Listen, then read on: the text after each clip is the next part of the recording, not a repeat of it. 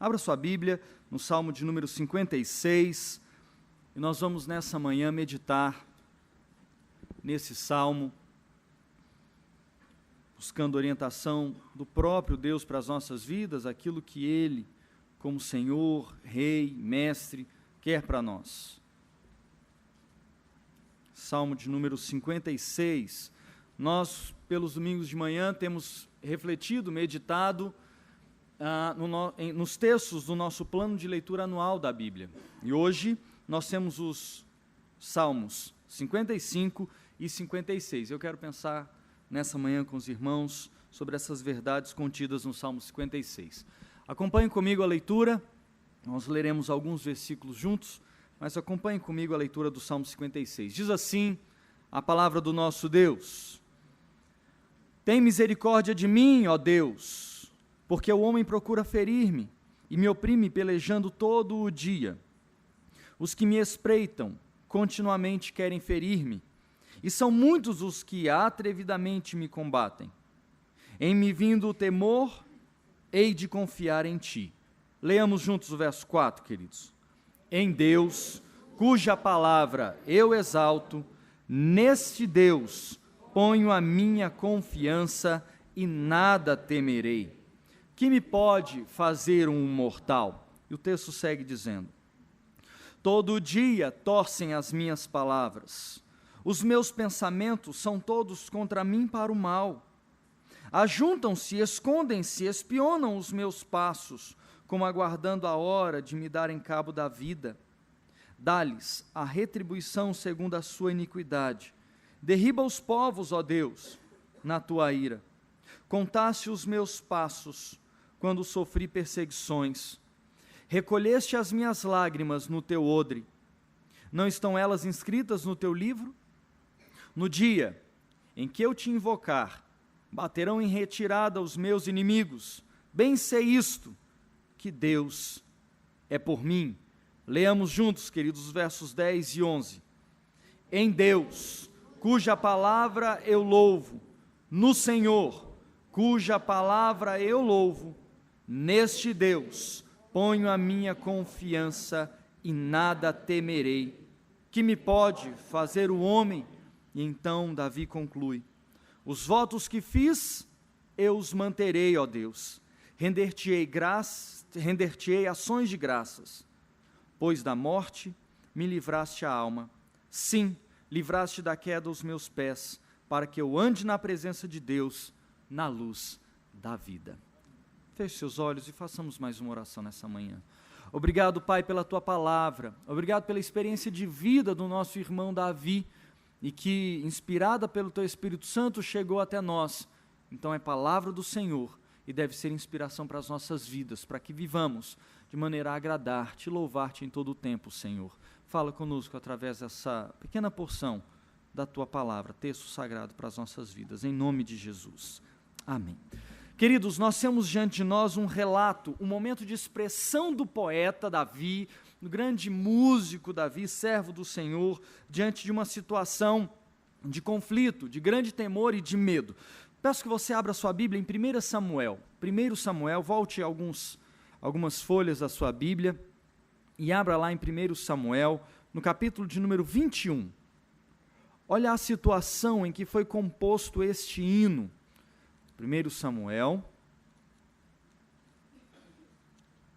capítulo 21,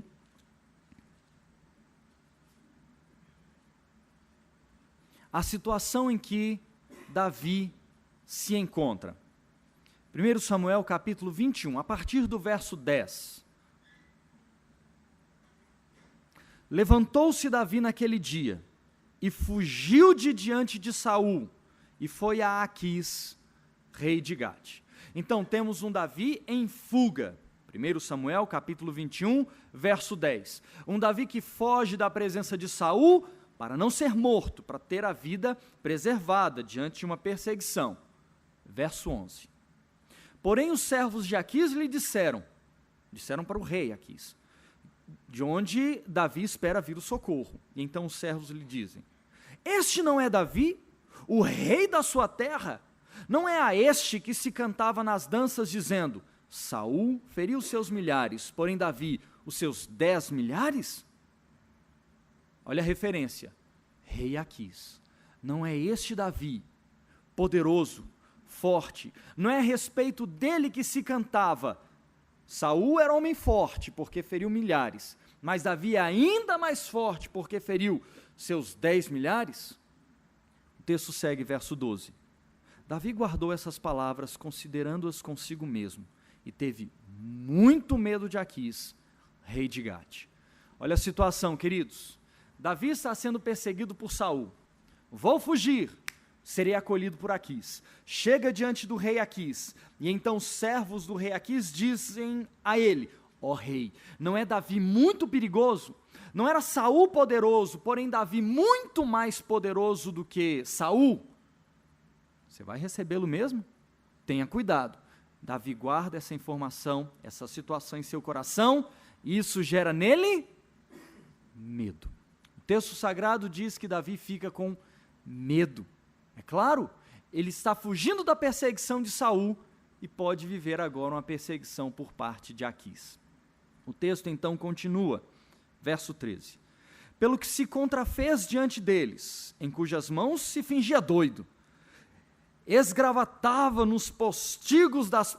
palavras difíceis, né, irmãos?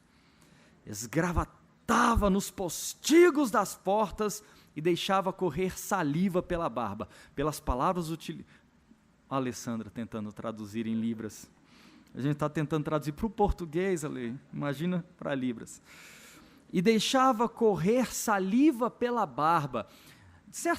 Certamente a visão é estranha, até pelas palavras utilizadas. Davi se faz de louco, verso 14. Então, disse Aquis aos seus servos: bem vedes que este homem está louco, porque me trouxeste a mim? Falta-me a mim doidos, para que trouxesseis este, para fazer doidices diante de mim? Há de entrar este na minha casa? Interessante, a palavra do rei Aquis é: gente, vocês só podem estar doidos, porque me trazem um doido. Acaso faltam doidos na minha presença? Deixa esse homem aí, tenho nada com ele. Quer dizer, Davi consegue se livrar da perseguição que poderia vir pelo rei Aquis, alertada pelos seus servos, porque se faz de doido. Se há em sua Bíblia um preâmbulo para o Salmo 56, certamente, como em vários salmos, ele faz uma introdução, localizando o salmo. Olha o Salmo 56 e o seu preâmbulo. Ao mestre de canto, segundo a melodia, a pomba nos terebintos distantes, era a melodia que deveria ser copiada para cantar-se esse hino, um hino de Davi, quando? Quando os filisteus o prenderam em Gate. Em momento de desespero, de agonia, Davi não é perseguido pelo rei de Gate, mas não é acolhido, e então a história seguirá, ainda em 1 Samuel capítulo 21. Mas voltando para o Salmo 56, esse temor, esse medo que está no coração de Davi, e é nessa situação de desespero que ele se encontra, quando então Davi, o poeta, servos do Senhor, deixa brotar de seu coração este hino, começando a dizer, no verso 1, tem misericórdia de mim, ó Deus. Senhor, eu vim de perseguição, estou debaixo de possível perseguição, tem misericórdia de mim, ó Deus. Mas, queridos, eu não quero falar sobre perseguição, quero falar da confiança, o meio pelo qual Davi consegue encontrar paz em sua vida, em meio à tribulação, em meio à situação adversa. Davi, que confia no Senhor, que tem em Deus a sua segurança, disse no verso 4, como um coro, a parte central desse hino: em Deus, cuja palavra eu exalto, neste Deus ponho a minha confiança e nada temerei, que me pode fazer um mortal. Depois de uma segunda estrofe do hino, Davi, no verso 10, novamente faz a referência daquilo que pode trazer paz, alento e confiança ao seu coração, e então Davi repete: em Deus, cuja palavra eu louvo, no Senhor, cuja palavra eu louvo, neste Deus ponho a minha confiança e nada temerei, que me pode fazer o homem. Queridos, Davi entendeu e aprendeu, mesmo em meio à dor, que a sua confiança, a sua esperança precisa estar posta em Deus, em suas promessas, em sua palavra. Não foi assim que ele disse? Em Deus, cuja palavra eu louvo. Verso 10, segunda parte, no Senhor, cuja palavra eu louvo. Neste Deus, verso 11, ponho a minha confiança e nada temerei. Queridos, Davi usa aqui duas expressões para referir-se a Deus. Primeiro, ele usa a palavra Deus, Yahvé. Mas depois ele usa a palavra Senhor, Adonai. Davi está dizendo, fazendo essa distinção, eu confio na palavra do soberano das nações, do Criador, do Deus Todo-Poderoso. Ele poderia ter usado aqui a palavra Elohim, a mesma palavra que se referencia em Gênesis, ou faz referência em Gênesis, ao Deus que cria todas as coisas. Esse Deus que tem o poder de criar, não só criar, mas depois de criar também preservar todo o universo.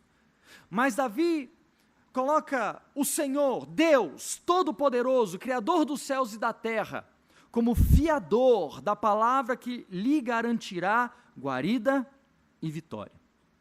Mas Davi também usa a palavra Adonai. Ele não é apenas o Criador, o Deus Todo-Poderoso que está assentado no seu trono, como se estivesse indiferente, mas ele é Senhor, que olha para os seus servos e dirige, governa, orienta a vida dos seus servos. É como se Davi dissesse no momento de dor, perseguição, agonia e tristeza, eu confio na palavra daquele que é Deus sobre todo o universo, eu confio na palavra daquele que gerencia e administra a minha vida, como administra e orienta todo o universo. Davi está dizendo, no verso 11, é neste Deus.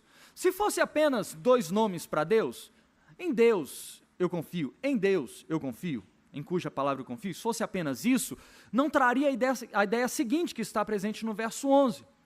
Davi está dizendo, no Deus que é Senhor sobre tudo, mas no Deus que preserva e gerencia todo o cosmos, ele diz no verso 11, nesse Deus, não em outra divindade indiferente, não em deuses humanos, não em confianças humanas, não na força do homem, não nas minhas capacidades, não em qualquer habilidade que eu ou qualquer homem possa ter, mas no Senhor do universo, no Deus de toda a terra, no Senhor de mãos estendidas, trabalhando em favor do seu povo, nele ponho a minha confiança. É somente a partir dessa certeza, queridos, que o nosso irmão Davi pode dizer, nada temerei, nada temerei.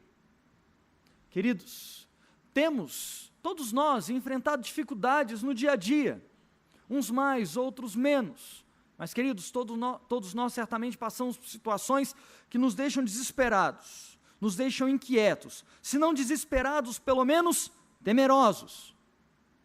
Onde encontraremos força? Onde encontraremos a certeza para afirmarmos, eu nada temerei?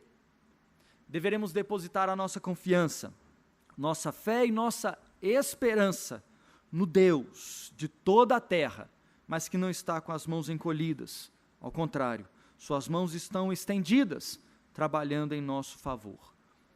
É na palavra desse Deus que nós devemos depositar toda a nossa confiança. A pergunta que segue então, nesse grande coro e belo coro do hino, é, que me pode fazer o homem? Para que você entenda a linha argumentativa de Davi. Qual foi a expressão que Davi utilizou lá no verso de número 4? Olha o verso 4, capítulo 56, verso 4. Qual foi a pergunta final de Davi? Vamos ler juntos? Que me pode fazer um... Não, irmãos, acompanhando o pastor com fé no coração agora, valendo, vamos lá. Que me pode fazer um... E como foi a palavra utilizada no verso 11, que me pode fazer o... Perceba que o sentido é o mesmo. Se eu confio num Deus tremendo, eterno, poderoso, o que me pode fazer um mero mortal? O que me pode fazer Saul? O que me pode fazer Aquiso, rei de Gate? O que me pode fazer qualquer outro homem? A minha confiança está no Deus da eternidade. A minha confiança está depositada no Senhor soberano das nações. Irmão, se nós sairmos daqui nessa manhã com o coração firme, fixo, alicerçado nessa verdade, irmãos, sairemos daqui convictos de que nós vamos adorar, nós vamos celebrar, vamos viver vida reta, santa e justa, porque Deus está conosco, que nós venceremos as batalhas do dia a dia, que podemos às vezes temer, mas imediatamente o nosso coração vai ser preenchido da esperança de que Deus está conosco, de que Deus nos toma pelas mãos e nos guia, e quando estamos trôpegos, os joelhos vacilantes, Deus nos tomará em seus próprios braços e Ele mesmo nos conduzirá. É claro que há uma contrapartida, há uma resposta. Não é a resposta humana que move Deus, mas pelo mover de Deus há uma correspondência, uma ação humana que se exige. E então no verso 12, Davi pode dizer: os votos que fiz, acompanhe na sua Bíblia, confira se está aí mesmo. Verso 12, os votos que fiz, eu os manterei, ó Deus, render-te-ei ações de graças. Senhor, serei fiel. Senhor, manterei a fidelidade em meu coração, louvarei ao Senhor e te darei graças em todo o tempo. Os votos, os compromissos que fiz com o Senhor, os manterei, os guardarei, os cumprirei. Senhor, em resposta àquilo que tu fazes em mim, eu não posso ser indiferente, eu vou agir, também me moverei diante do mover do Senhor sobre a minha vida. Verso 13, o Senhor me livrou à morte, ou da morte à alma. Sim, o Senhor me livrou da queda, os pés. E o Senhor tinha um objetivo para isso, a fim de que eu ande na tua presença, na luz da vida. Queridos, não é uma convicção que está apenas em nosso irmão Davi, o rei, não. É uma convicção que deve estar presente na vida de todo aquele que confia em Deus e entregou a Ele a sua história. Vamos saltar para o Novo Testamento, eu peço que você abra em Romanos capítulo 8. E veja como Paulo instrui os nossos irmãos da igreja de Roma a manter este mesmo fundamento, este mesmo princípio. Confiar e se guardar perante Deus que agiu em nosso favor. Olha a convicção que o apóstolo Paulo quer despertar nos nossos irmãos da igreja de Roma. Romanos 8:1. Agora, pois, já nenhuma condenação há para os que estão em Cristo Jesus. Queridos, confiar em Deus é estar em Deus, é estar guardado em Deus, é estar tão mergulhado e tão envolvido por Deus que não sobra espaço para o ataque do inimigo, para o ataque do maligno, para o ataque do inferno e todos os seus agentes. Claro que eles atacam, é claro que eles tramam contra a nossa vida, mas a nossa esperança está em Deus, e é pela esperança depositada em Deus que nós jamais seremos abalados. Não há condenação alguma àqueles que estão em Cristo Jesus. Estar em Cristo é estar em Deus, e estar em Deus é estar coberto, completamente mergulhado em Deus. E para encerrar, queridos, eu quero ler uma longa porção do verso 31 ao 39, ainda no capítulo 8. Um texto muito conhecido, e que sela a convicção que todos nós cristãos devemos ter. Se um dia entregamos a nossa vida, fomos conquistados pelo Senhor na cruz do Calvário, temos a redenção por intermédio do Filho de Deus, então a convicção que estava no coração de Davi, que aplacou o temor de sua alma em Deus, essa mesma convicção deve estar em nós, nas seguintes palavras. Romanos capítulo 8, de 31 a 39. Que diremos, pois, à vista dessas coisas? Se Deus é por nós, quem será contra nós? Aquele que não poupou o seu próprio filho, antes por todos nós o entregou, porventura não nos dará graciosamente com ele todas as coisas? Quem intentará acusação contra os eleitos de Deus? É Deus quem os justifica. Olhe para mim, queridos, não é a mesma linguagem de perseguição? Não é a mesma linguagem que Davi parece relatar: Senhor, estou sendo perseguido, me livra? É claro que ali a perseguição era humana, própria e local, mas todos nós lutamos contra a perseguição do nosso inimigo, Satanás, nosso grande adversário. E qual é a resposta? O que deve manter viva a nossa esperança? Verso de número 33. Quem tentará acusação contra os eleitos de Deus? É Deus quem os justifica. 34. Quem os condenará? É Cristo Jesus quem morreu, ou antes quem ressuscitou, o qual está à direita de Deus e também intercede por nós. Quem nos separará do amor de Cristo? Será tribulação, ou angústia, ou perseguição, ou fome, ou nudez, ou perigo, ou espada? Como está escrito: por amor de ti, somos entregues à morte o dia todo, fomos considerados como ovelhas para o matadouro, uma referência do Salmo 44. Verso 37, em todas essas coisas, porém, somos mais que vencedores, por meio daquele que nos amou, porque eu estou bem certo de que nem a morte, nem a vida, nem os anjos, nem os principados, nem as coisas do presente, nem do porvir, nem os poderes, nem a altura, nem a profundidade, nem qualquer outra criatura poderá separar-nos do amor de Deus que está em Cristo Jesus, nosso Senhor. Mergulhados no amor de Deus, queridos, não teremos o que temer. Façamos mais uma oração. Ó Deus, obrigado, a Tua palavra nos dá essa certeza e nela podemos ter convicção.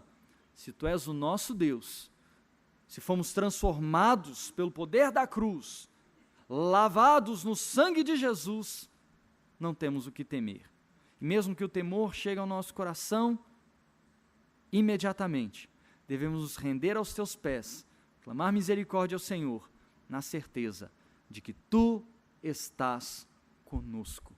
Tu és o nosso Deus, o nosso Salvador, és o nosso libertador, o Rei, soberano e tremendo, sobre todo o universo, está com suas mãos estendidas. Age em nosso favor, molda as nossas vidas, dirige os nossos passos. É em Ti, Senhor, que depositamos a nossa confiança, sempre por intermédio de Cristo Jesus. Aleluia. Amém e amém.